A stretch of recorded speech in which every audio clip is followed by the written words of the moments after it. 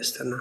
వే2 news యాప్లో ఒక విషయాన్ని ఏమిటంటే, ఓటమిని జయించే మార్గము కోసము అన్వేషణ చెయ్యి అంటున్నాడు. ఎందుకు ఈ పరిస్థితి బైబిల్లో ఆ వే2 యాప్లో న్యూస్ యాప్లో రాశారు అంటే, ఇది లోకానికి మరుగుగా ఉంది. మరుగైన ఆ విషయాన్ని దేవుడు బయలుపరుస్తున్నాడు. రహస్యంగా ఉన్నదాన్ని తెలియజేస్తున్నాడు. మనము స్వతంత్రులుగా ఉండేదానికి పిలువబడినాము. దేవుడు ఇచ్చినటువంటి ఆ స్వాతంత్రాన్ని మనం శారీరక క్రియలకు హేతువు చేసుకొనక ప్రేమ కలిగి ఒకరికొకరు దాసులుగా ఉండాలి.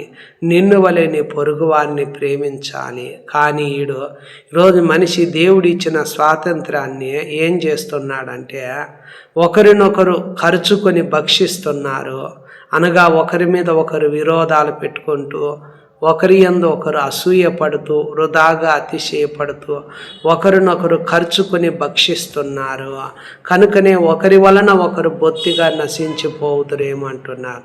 అసహ్యులై ఒకరినొకరు ద్వేషించుకుంటున్నారు. మనసులో ఒకరి మీద ఒకరు విరోధాలు పెట్టుకుని ఉన్నారు.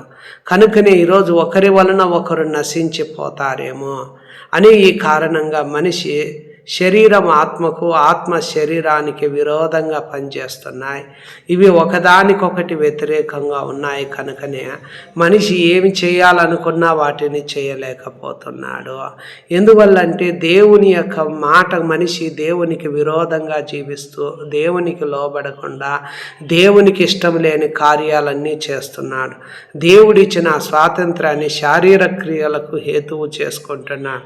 దేవుడికి ఇచ్చినటువంటి ఆ స్వాతంత్రాన్ని ఏం చేస్తున్నాడంటే, తన యొక్క శరీరంలో మంచి కార్యాలు, శరీర కార్యాలు శరీరానుసారంగా, అనగా తనలో ఏమి నివాసం పెట్టుకున్నాడంటే, జారత్వము, అపవిత్రత, కాముకత్వము, అభిచారము, ద్వేషములు, కలహము, మత్సరములు, క్రోధములు, కక్షలు, భేదములు, విమతములు, అసూయలు, మత్తతులు, అల్లరితో కూడిన ఆటపాటలు, ఇలాంటివన్నీ మనిషి శరీరంలో నివాసం చేస్తున్న శరీర కార్యాలు, శరీరానికి మనసుకు ఉన్నటువంటి కోరికలు, శరీరానికి ఉన్న ఆశలు, ఇవన్నీ మనిషిలో నివాసము చేస్తున్నాయి.